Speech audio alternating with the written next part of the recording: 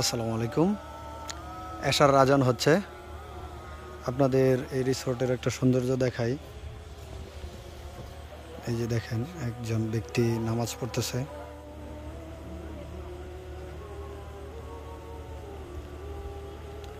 এটাই হচ্ছে আমাদের মুসলমানের সৌন্দর্য, এবং আজকের রিসোর্টের সেরা সৌন্দর্য এটাই বলতে পারেন।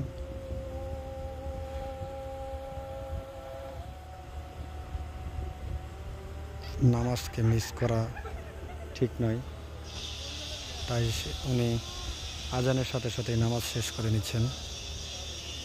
ওনারা সম্ভবত ইউসিবি ব্যাংকের কর্মকর্তা।